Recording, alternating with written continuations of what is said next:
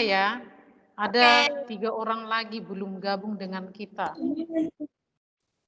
Teacher kok cuma SD aja? 4, Iya. 5C enggak ya? Schedule baru kita ya. Jadi kalian hanya 5D saja. Oke, kita tunggu ada si teacher panggil dulu nama-namanya ya.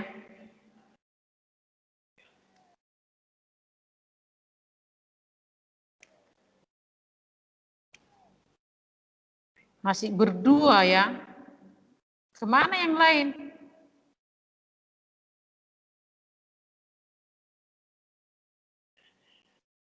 Oke, Indri already join.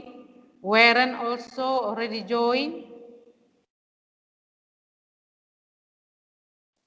Ya. Kita tunggu si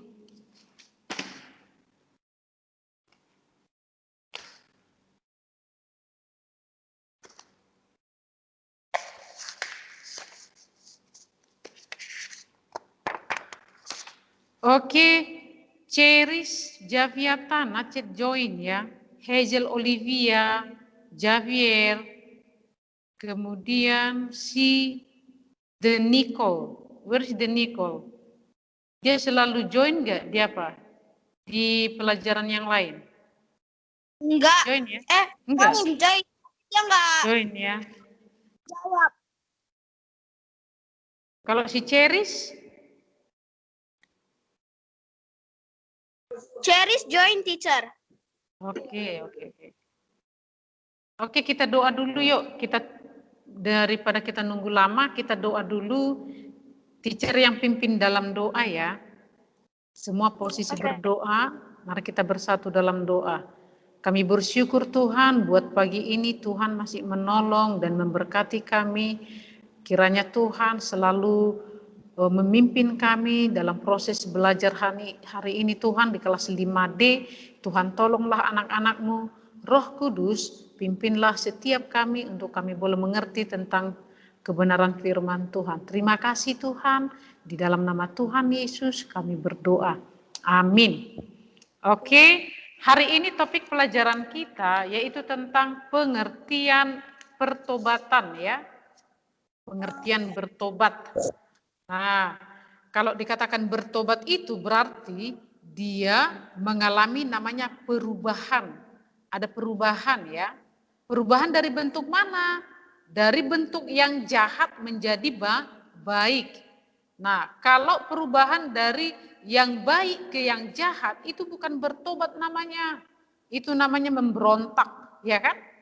Nah, ada orang mengatakan begini, teacher, anak itu kok bisa berubah? Dulunya dia baik, sekarang dia jahat, teacher.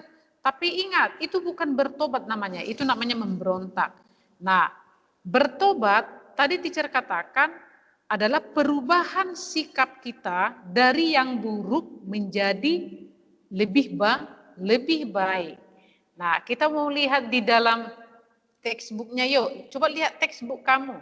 Tadi teacher sudah kirim ke kamu video perumpamaan tentang anak yang hilang yang terambil dalam Markus 15 Lukas 15 ayatnya ke-11 sampai dengan 32.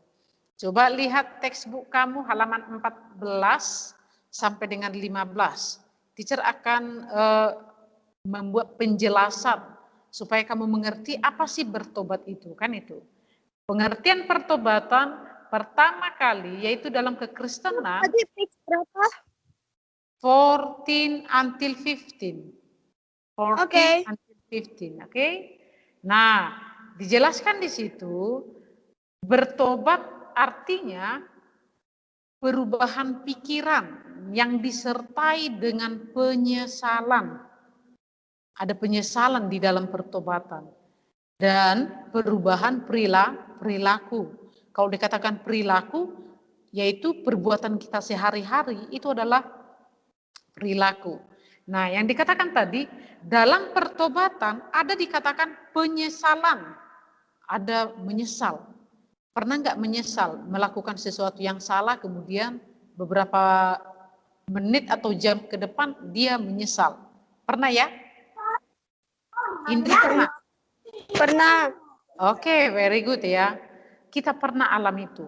Nah, sehingga dari penyesalan itu akan timbul tindakan untuk berubah. Oh, aku mau berubah, aku nggak mau selamanya seperti ini. Gitu dia, ya kan? Contohnya kalau si Warren dulunya suka melawan, dia contohnya hari ini melawan, tiba-tiba 1 jam kemudian dia menyesal. Kenapa sih saya tadi lawan mama saya? Nah, itu ada penyesalan. Nah, ketika ada penyesalan, ada tindakan untuk berubah perilaku. Sehingga saat itu dikatakan, aku nggak mau lagi ulangi untuk melawan mama atau papa saya. Oke, terima kasih Cherry sudah gabung dengan kita. Masih ditunggu yang lain ya. Nah, kemudian tadi teacher katakan pertobatan itu harus ada namanya penyesalan lebih dahulu ya. Ada penyesalan. Sehingga ada tindakan kita untuk berubah. Bukan berubah menjadi monster, no ya. Tapi berubah untuk lebih baik. Ya, lebih baik. Kemudian di dalam Kisah Para Rasul 26 ayatnya yang ke-20 dijelaskan di sana. Coba bagi yang punya Alkitab, boleh dibuka Alkitabnya. Kisah Para Rasul 26 ayatnya yang ke-20 sampai dengan, hanya 1 ayat aja ya. Teacher enggak buat ayatnya panjang-panjang. Oke, Kisah Para Rasul 26. Kisah Para Rasul 26. Ayatnya yang ke-20. Yang sudah dapat silahkan baca. Ada yang sudah dapat?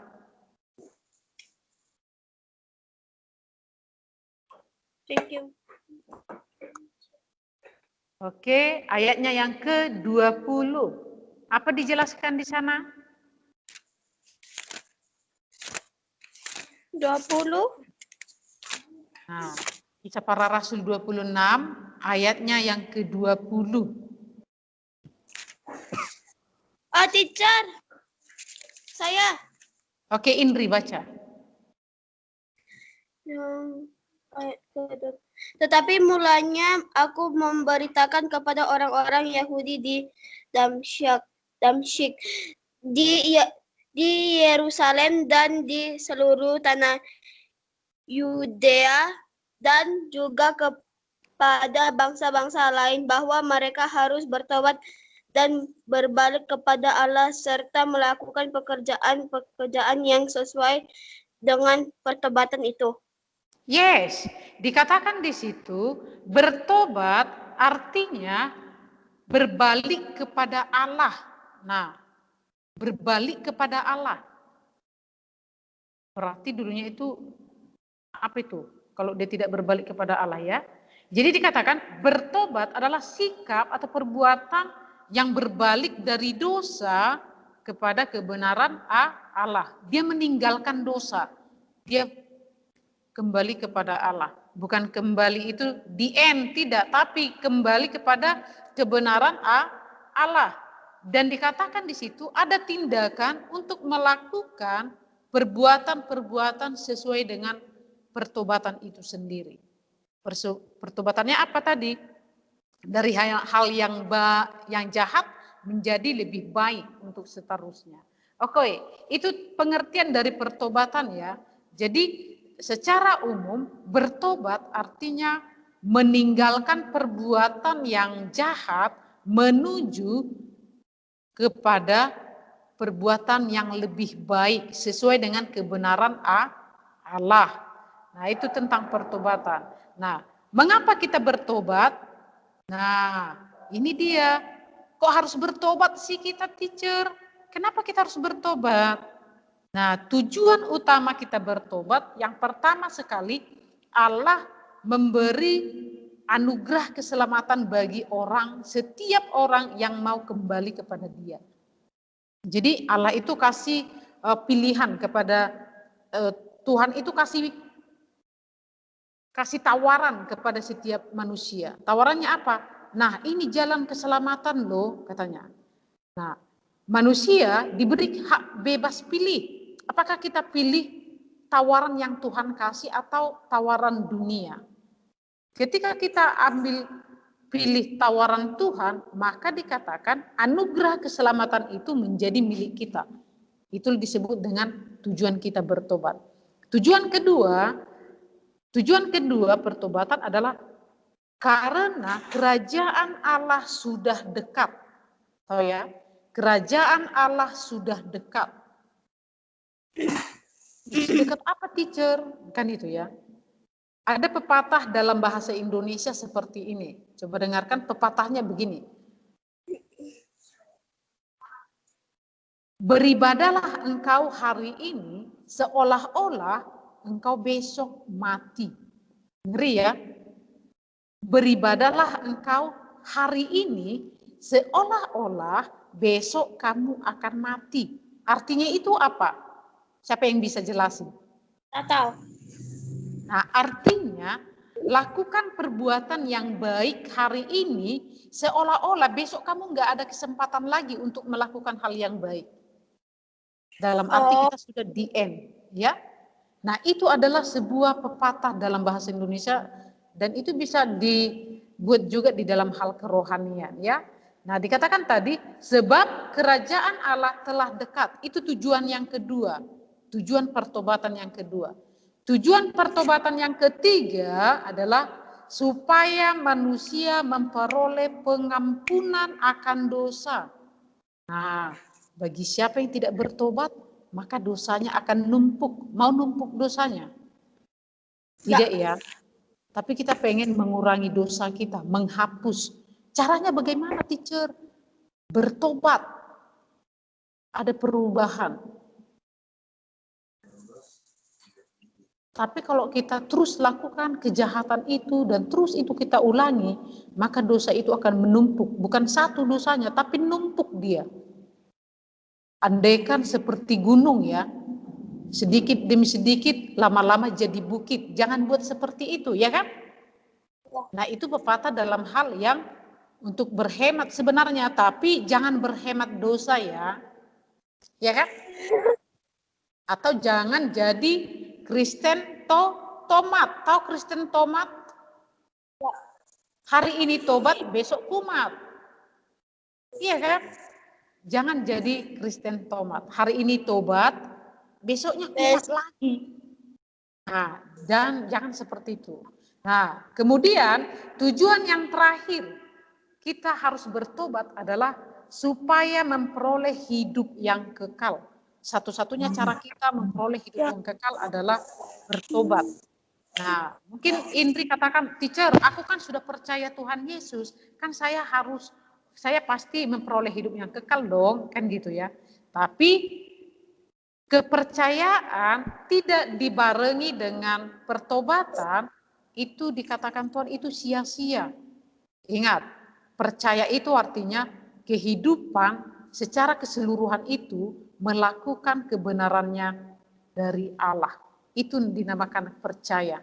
Supaya apa? Itu tadi, memperoleh kehidupan yang kekal.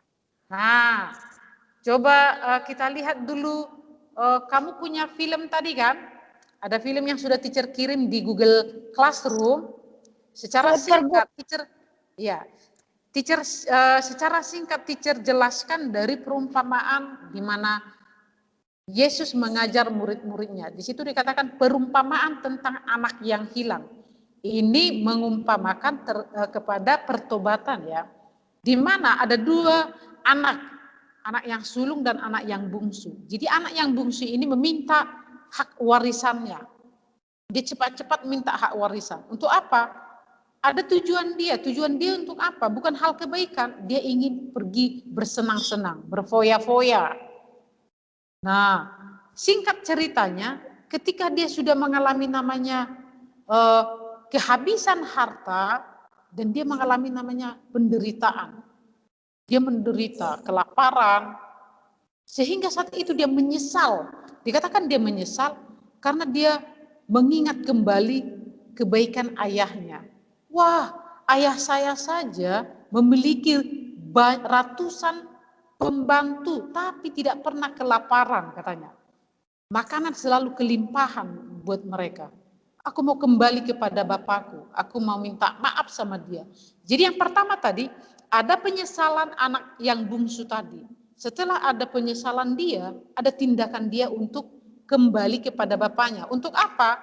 Dia mau, dikatakan di situ, mau minta maaf.